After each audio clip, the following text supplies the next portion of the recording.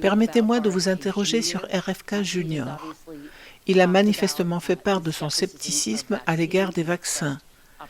Il a exprimé son opposition aux vaccins pour enfants. Souhaitez-vous que les vaccins pour enfants soient supprimés?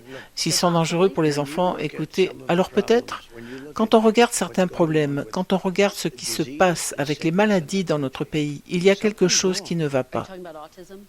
Vous parlez de l'autisme? Eh bien, si vous regardez l'autisme, il y a 25 ans, l'autisme n'existait pratiquement pas. C'était, vous savez, un cas sur 100 000, et aujourd'hui c'est presque 1 sur 100.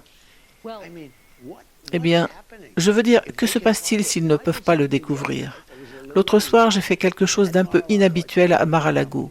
J'ai appelé les compagnies pharmaceutiques, les plus grandes d'entre elles, et j'ai appelé RFK Junior et le Dr Oz, ainsi que certains de ses collaborateurs, et j'ai dit « Réunissons-nous et déterminons ce que nous allons faire ». Parce que nous allons faire beaucoup de choses. Premièrement, nous allons réduire les prix, car les intermédiaires gagnent plus d'argent que les laboratoires pharmaceutiques, en toute équité pour les laboratoires. Il y a des intermédiaires que personne ne connaît, et si vous regardez les prix de nos médicaments, ils sont plus élevés, beaucoup plus élevés pour les mêmes médicaments, les mêmes produits.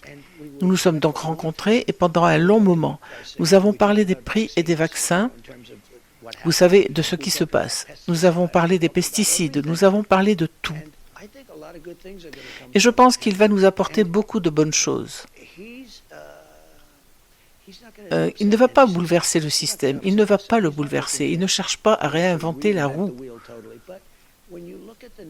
Mais si l'on regarde les chiffres, on s'aperçoit que notre pays n'est pas en très bonne santé. Monsieur, il y a 25 ans, des études ont montré qu'il n'y avait pas de lien entre les vaccins et l'autisme. Et pourtant, il semble que vous soyez ouvert à la possibilité qu'il envisage de s'en débarrasser. Je suis ouvert à tout. Je pense que quelqu'un doit le découvrir. Il y a 25 ans, il y avait très peu d'autisme. Aujourd'hui, c'est le cas. Je veux dire, mais ils disent que c'est parce qu'ils savent mieux l'identifier. 1 sur 100 000 et maintenant 1 sur 100, c'est un chiffre assez mauvais. Les vaccins pour enfants. Je veux dire qu'il se passe quelque chose. Je ne sais pas si ce sont les vaccins, c'est peut-être le chlore dans l'eau, d'accord? Les gens examinent beaucoup de choses différentes. Les vaccins pour les enfants, je veux qu'ils passent tout en revue. Tout. Donc les vaccins pour enfants ont permis d'éviter environ 4 millions de décès dans le monde chaque année. Je trouve ça génial, n'est-ce pas? Écoutez, je ne suis pas contre les vaccins.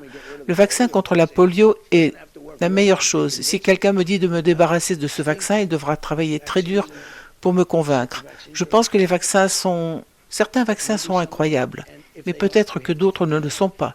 Et si ce n'est pas le cas, nous devons le découvrir. Mais quand on parle d'autisme, puisque le sujet a été évoqué, et qu'on regarde le nombre de cas aujourd'hui par rapport à il y a 20 ou 25 ans, c'est assez effrayant.